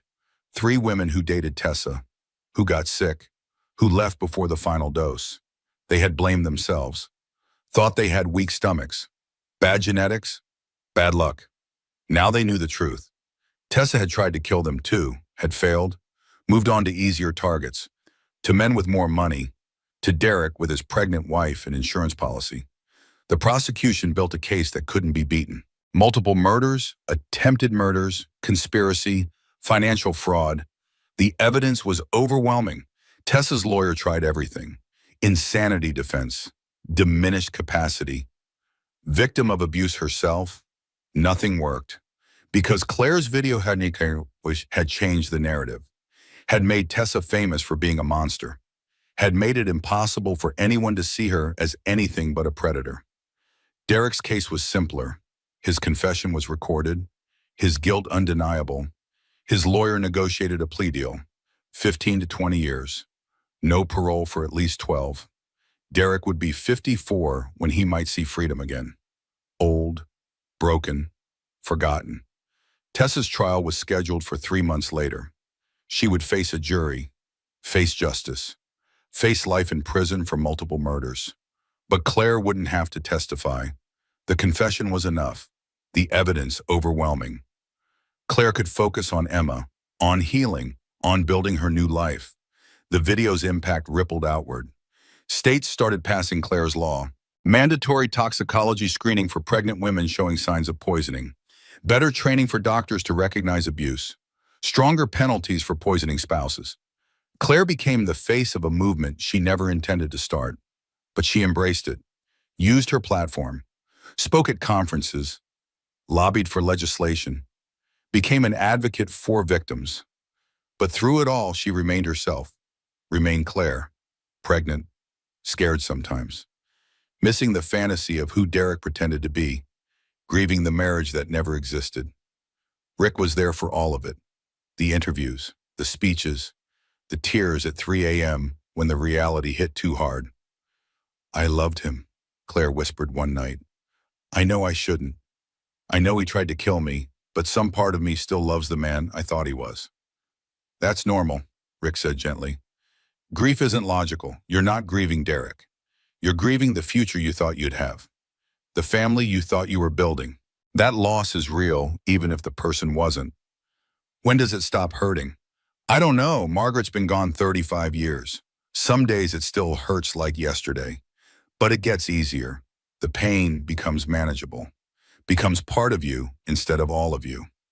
They sat in comfortable silence, grandfather and granddaughter, both surviving loss, both building something new from the ashes.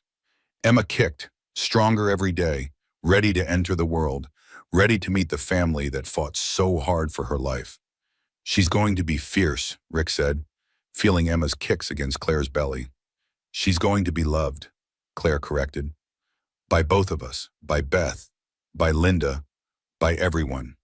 She'll never doubt she's wanted, never doubt she's worth more than money, never doubt her own instincts. You're going to be an amazing mother. I'm terrified. That means you'll be great at it. The parents who aren't scared are the ones who mess up." Claire laughed. "Is that medical advice, Dr. Barrett?" "Life advice from someone who messed up his own family pretty badly." "You didn't mess up. You lost. There's a difference, and you're getting a second chance now. With me, with Emma, don't waste it on guilt." Rick smiled. "You sound like Margaret. She was always too wise for her age, too." "Maybe wisdom is genetic, too, like insomnia and stress organizing. The Barrett legacy: can't sleep, stress clean, give unsolicited wisdom. We're a nightmare at parties." They laughed together, finding joy in the darkness, finding family in the aftermath of betrayal. Outside, the media circus continued. But inside Rick's house, Claire was just a pregnant woman, just a granddaughter, just someone healing, surviving, becoming. The video had given her power, had given her voice, had given her platform, but family gave her something more important: belonging, love, home. And that was worth more than 10 million views. More than all the publicity in the world. 3 months later, Claire sat in the courtroom. 9 months pregnant now. Due any day. Her belly was enormous. Emma active, ready to be born. Rick sat beside her. Beth on the other side. Linda behind them. An army of support. A family she had built from nothing. Tessa Morgan entered in handcuffs.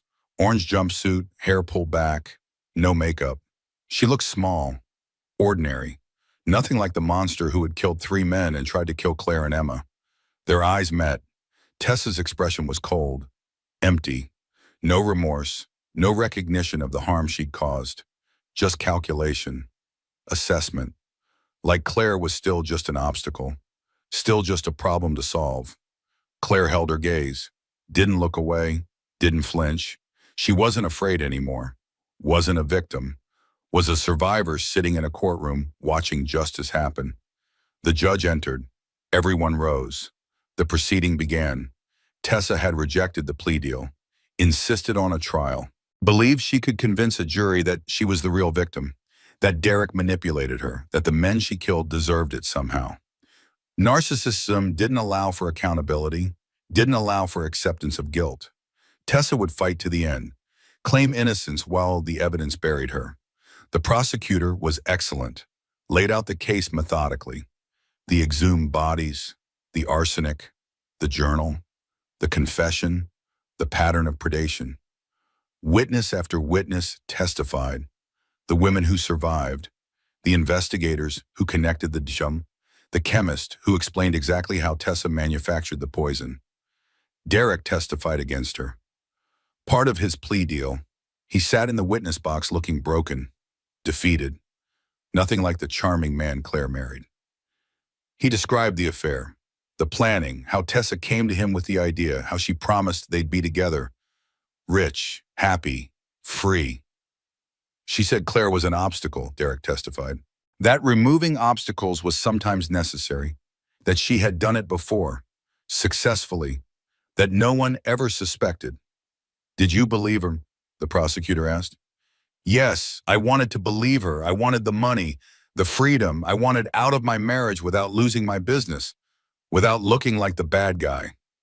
Derek's voice was hollow. I thought I was smart, thought we were smart, but we were just criminals, murderers. And you agreed to help her poison your wife? Yes, I agreed. I brought the prenatal vitamins to her, let her dose them, brought them home, watched Claire take them every way, watched her get sicker, and I did nothing, said nothing, let it happen. Why? Derek looked at Claire for the first time. Because I'm weak, selfish, because I thought money mattered more than people, more than the woman who loved me, more than my daughter. I was wrong about everything. The courtroom was silent. Claire felt nothing looking at Derek. No anger, no sadness, just emptiness. The man she loved had never existed. This stranger in the witness box was all that was real. Tessa's lawyer tried to discredit Derek, called him a liar, a manipulator, claimed he was shifting blame to save himself. But the evidence didn't lie. The journal was in Tessa's handwriting. The poison was manufactured with her expertise. The pattern was hers alone. The jury deliberated for 4 hours, came back with a verdict. Guilty. On all counts, 3 counts of murder, 1 count of attempted murder, multiple counts of conspiracy and fraud. Tessa showed no emotion, just stared at the wall, calculating still, planning her appeal, never accepting that she had lost. The judge set sentencing for 2 weeks later. Recommended 25 years to life. No possibility of parole for at least 20 years. Tessa would be 47 before she even had a chance at freedom. Would likely die in prison. Claire felt the tension leave her body. It was over. Really over. Tessa would never hurt anyone again. Would never poison another victim. Would never calculate another murder. Justice had been served. Outside the courtroom, reporters swarmed. Claire had agreed to make a statement. One final public moment. Then she was done. Moving on. Living her life. Today, justice was served, Claire said into the cameras. For me, for my daughter, for the men Tessa murdered, for all her victims. But this isn't just about one case, one trial. This is about believing women when they say something is wrong, about trusting instincts, about holding abusers accountable. She paused. Emma kicked. Hard. Like she had opinions about the speech. I'm 9 months pregnant, about to give birth, about to start a new chapter in a life that almost ended. I'm grateful for my grandfather who saved me, for my friend who supported me, for everyone who believed my story, who shared it, who let their own truth be heard. What message do you have for other victims? A reporter shouted. Claire looked directly into the camera. Trust yourself. You're not crazy. You're not overreacting. Your instincts are trying to save you. Listen to them, leave. Get help. Your life is worth more than whatever is holding you back. You deserve love that builds you up, not tears you down. You deserve to live. The crowd erupted in applause, women crying, holding each other, sharing their own survival stories. Claire stepped back. Let Beth guide her to the car. Let Rick help her into the passenger seat. Let the exhaustion of 9 months finally hit. You did it, Rick said. You survived. You won. We did it, Claire corrected. I couldn't have done this alone. Rick drove them home, not to his house, to Claire's house now, their house, the home they were building together, where Emma would grow up surrounded by love, by family, by safety. That night, contractions started, small at first, then stronger, regular. It's time, Claire said. Rick grabbed the hospital bag. Beth drove. They rushed to Hartford Medical, where this all began, where Rick saved Claire, where she discovered her grandfather, where her old life ended and her new life began. 14 hours of labor, Rick coaching breathing, Beth holding her hand, Linda checking vitals and laughing at Barrett family jokes. And finally, at 3:27 in the morning, Emma Margaret Barrett Reynolds entered the world, screaming, perfect, alive. Claire held her daughter for the first time, this tiny human she had protected, fought for, almost died for. Hi, baby, Claire whispered. I'm your mom, and this is your great-grandpa Rick, and your Aunt Beth, and we love you so much, so much. Emma stopped crying, opened her eyes. Blue, Barrett blue. The legacy continued. Rick cut the umbilical cord with shaking hands, tears streaming down his face. Welcome to the family, Emma. Welcome home. 6 months after Emma's birth, Claire sat in her living room. Rick's living room, their living room. The space had transformed. Baby toys everywhere. Photos of Emma covering the walls. The smell of baby powder and coffee always in the air. Emma lay on her playmat, 6 months old, grabbing at toys, giggling. Perfect. Claire worked on her laptop. Her graphic design business had taken off. Working from home. Setting her own hours. Building a future on her own terms. Beth's daughter played with Emma. The girls were like cousins, like sisters, growing up together, building their own friendship. Rick retired officially last month. 40 years in medicine. Thousands of lives saved. But he said saving Claire was his greatest accomplishment. Being part of Emma's life, his greatest one. Now he helped with night feedings, changed diapers, sang terrible lullabies, spoiled Emma absolutely rotten. The documentary premiered to critical acclaim. Poisoned, a survivor's story, won awards. Raised awareness, inspired more women to leave dangerous relationships, to trust themselves. Claire's video now had 50 million views. The comments still came, still shared stories, still said thank you for saving my life. A knock on the door interrupted her work. Linda entered with groceries. She came by 3 times a week, cooked, cleaned, and became the grandmother Emma needed. How's my favorite baby? Linda cooed, picking up Emma. Spoiled, Claire said, absolutely spoiled by everyone. As she should be. This baby is a miracle. Surviving poison, surviving murder attempts. She's a fighter like her mama. Claire's phone buzzed. Email from Derek's lawyer. She considered deleting it. Then curiosity won. Derek wanted to see Emma, wanted visitation rights, wanted to be part of his daughter's life. Claire deleted the email, didn't respond, didn't hesitate. Lock, done. Derek gave up his right to be a father when he tried to murder her, when he chose money over family. When he partnered with a serial killer to poison his pregnant wife, Emma would grow up knowing her father was in prison, would grow up knowing why, would grow up understanding that some people's love was conditional, dangerous, that real love protected, nurtured, chose you every single day. Rick appeared in the doorway. Mail came, something for you. Claire opened the envelope. Letter from Maya Harper, Tessa's younger sister.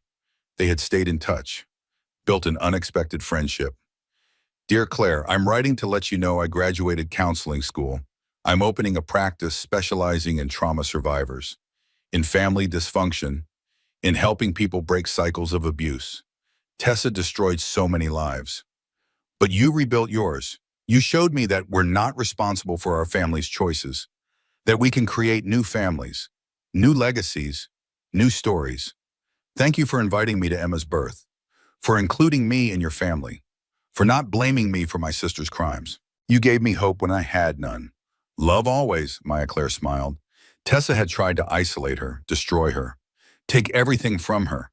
Instead, Tessa had given her a family, a grandfather, a sister in Maya, a tribe of survivors connected through pain but thriving through healing.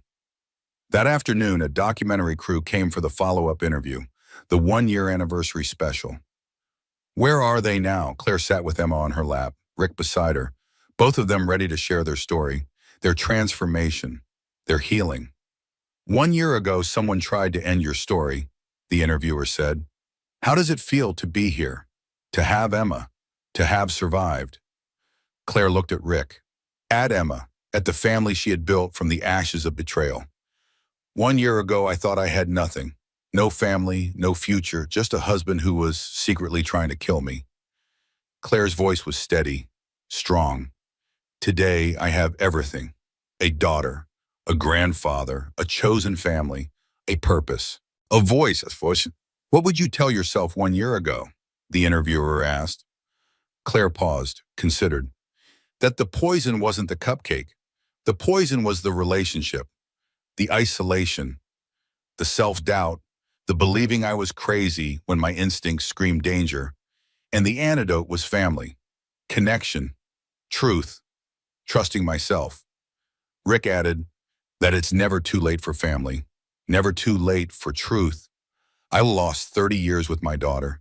I won't lose another second with my granddaughter, with my great-granddaughter. Time is precious.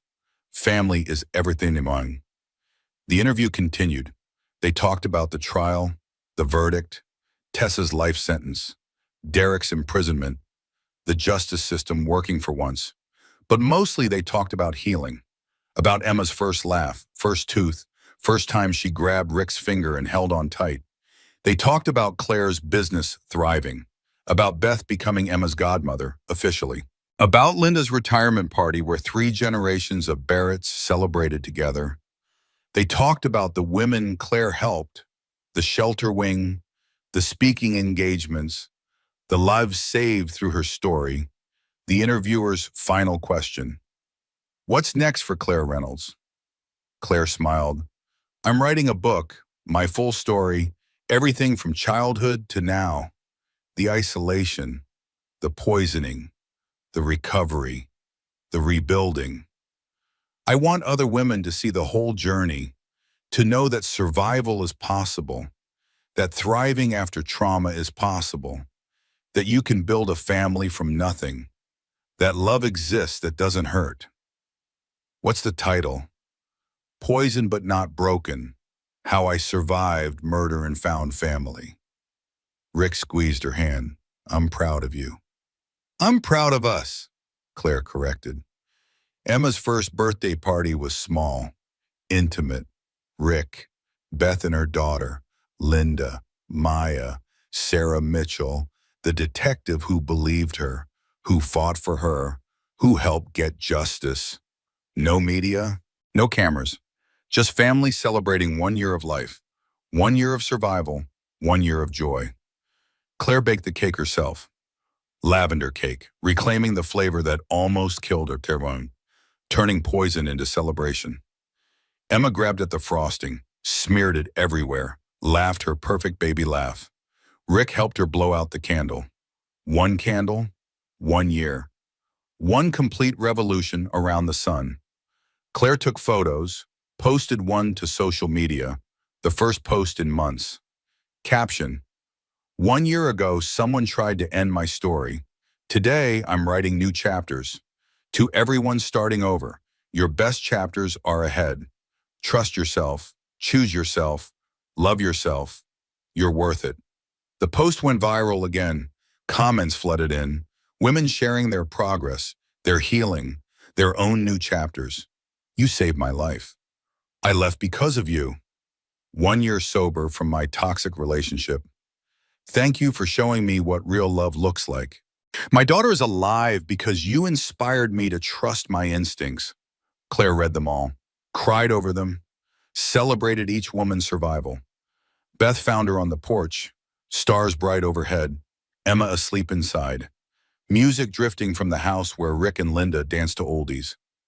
You did good, Claire, really good. I survived, that's all. No, you thrived, you transformed. You took the worst thing that ever happened and turned it into hope for millions of women. That's not surviving, that's transcending. Claire looked at the sky, at the infinite possibilities, at the future stretching ahead. Mom would be proud, she said softly. She would, Beth agreed, and she'd love Emma and Rick and this family you've built. I wish she could see it. Maybe she can. Maybe she arranged it somehow, brought Rick to that hospital, made sure you survived, made sure you found family again. You think? I think love doesn't die. It transforms, changes shape, finds new ways to exist. Your mom's love is in Emma's smile, in Rick's eyes, in every woman you've helped. Love doesn't end. It multiplies. They sat in comfortable silence, two sisters who chose each other, who built family from friendship, who survived together. Inside, Emma woke, started crying. Claire stood, went to her daughter, picked her up, held her close. Hi, baby. Did you have a good nap? Did you have the best first birthday? Emma grabbed Claire's hair, pulled, laughed. You're going to be fierce, Claire whispered, just like your great-grandma Margaret, just like your mama, just like every woman in our family who refused to be broken, who refused to let poison win. Rick appeared. Need help? No, just holding her, remembering. Remembering what? That 1 year ago I thought I was dying, thought I had nothing, and now I have everything. Funny how life works. Not funny, miraculous. You're a miracle, Claire. Emma's a miracle. This family is a miracle. They stood together, 3 generations, Rick, Claire, Emma, the family that almost wasn't, the family that survived poison, betrayal, murder attempts, loss, the family that chose each other every single day. Claire's phone lit up. Message from another survivor, another woman leaving a dangerous relationship, another life saved. Claire smiled, typed a response, offered resources, support, hope. Then she put the phone down, focused on Emma, on Rick, on the family in front of her instead of the virtual world. Because this was real, this love, this safety, this belonging. Derek sat in prison. Tessa sat in prison, both of them aging, dying slowly, losing everything they tried to steal, while Claire thrived, built, created, loved. The poison hadn't killed her, hadn't broken her, had only revealed her strength, her resilience, her capacity to survive anything. Ready for cake? Rick asked. I'm ready for everything, Claire said. She closed her laptop, picked up Emma, walked into the living room where her family waited, where love waited, where life waited. Outside, the stars shone, infinite, eternal, witness to one woman's survival, one family's resurrection, one baby's miraculous life. And somewhere, maybe Margaret was watching, smiling, proud of the daughter who became a mother, the father who became a grandfather, the family that found each other through darkness and built something beautiful in the light. The video would remain online forever. A testament, a warning, a promise. Trust yourself. Choose yourself. Love yourself. Your best chapters are always ahead. Claire Reynolds survived because she trusted her instincts, because she found the courage to expose the truth, because she refused to let poison, whether literal or emotional, steal her future. If this story impacted you, if Claire's courage inspired you, if you know someone who needs to hear this message, hit that like button right now. Drop a comment below telling us what shocked you most. Was it the grandfather reveal? The months of slow poisoning? The viral justice? We read every single comment. Share this story with every woman in your life, every mother, every sister, every friend who's ever doubted her instincts. Your share could save a life, literally, and subscribe to this channel for more true survival stories. Real people, real courage, real hope. We post new stories every week. Stories that matter. Stories that save lives. Remember Claire's words, trust yourself. Your best chapters are ahead. Now go live them.